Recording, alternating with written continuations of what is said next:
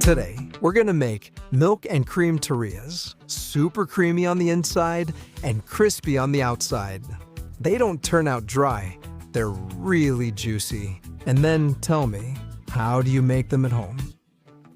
Simple ingredients. Today, first, Torrijas, a good bread with a strong crumb, milk, cream, orange or lemon peel, cinnamon, optionally a little bit of vanilla, all simple ingredients. There are no strange secrets. Just care with a good bread that has a nice crumb. It doesn't matter if it's from the day before. We cut some thick slices of bread, like this.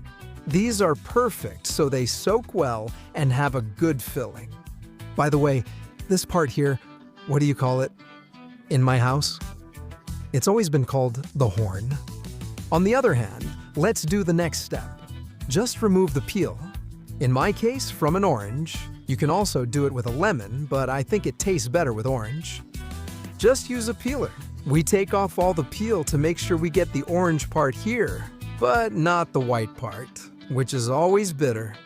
We only want the good flavor. In a saucepan over medium heat, we start by adding the cream. I add 2 cups. If you want to pour it straight from the carton, then use 2 of these small boxes. We also add 3 cups of milk. So in they go, since I already have them in this pitcher. And now we're going to add some flavor to this mixture. How? Well, to start, with a stick of cinnamon that always adds freshness and flavor. And also, I use it to stir the cream with the milk or heavy cream a little bit. Alright, we mix it well, and once we have it, we can give it an extra touch. This is optional, but a little bit of vanilla is always nice. If you're Golosolandia fans, you definitely know it. We also add the orange peel and let it sit until it comes to a boil, at which point we remove it and set it aside. This way, the milk gets flavored without becoming bitter. We place the tray, and here we'll pour the liquid. Then the Torrijas, the bread, so they soak well. Another important trick is to strain the milk well so it comes out smooth. Is it? Do you remember those slices of bread we had that were a bit thick? Well, now is the time to use them, because we're gonna put them on the tray. I've let the milk sit for about 10 minutes, so it's not too hot.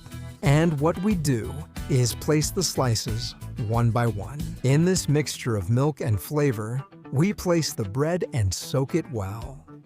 This time is what makes them creamy, without breaking, no rush and no fear.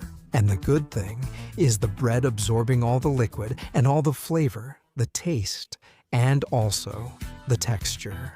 The more they absorb, the creamier they're going to be. It's a bit tricky because, well, they always fit just barely in the tray.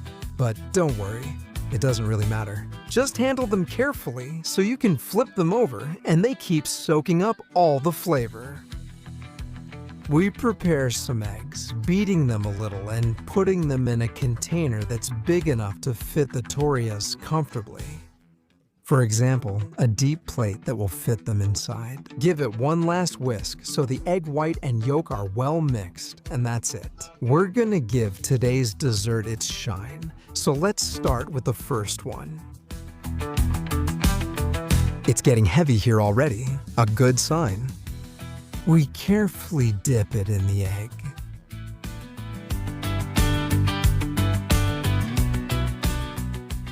Making sure it gets soaked everywhere. Want to see it again? I'll show you quickly. I flip it over, soak the sides, and the French toast is ready.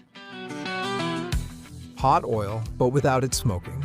The heat shouldn't be super high, just medium, maybe a little higher.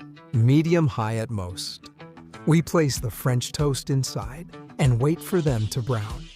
Place them gently so you don't splash too much. So I actually placed the first one pretty badly.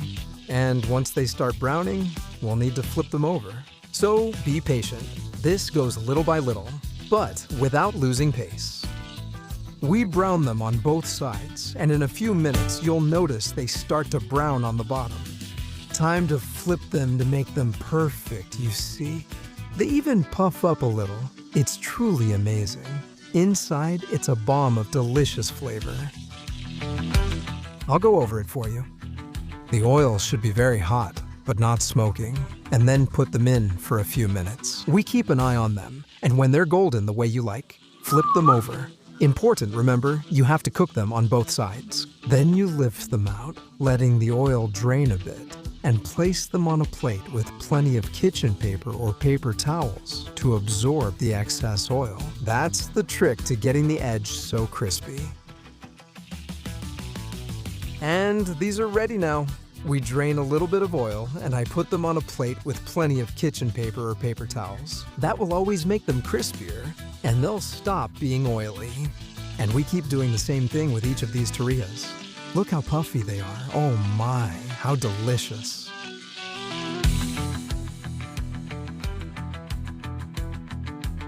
Sugar, and if you want, also cinnamon. And there's no turning back now. We have torrijas. Do it while they're still hot, and the sugar will stick much more easily. These torrijas are the kind you eat slowly. Here, we have the dish.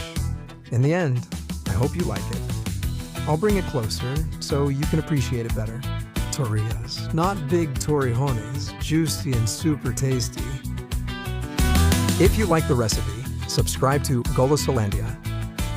Very, very soft and very, very crunchy. Do you prefer them just with milk or with cream? Do you just add sugar, or do you mix in ground cinnamon too?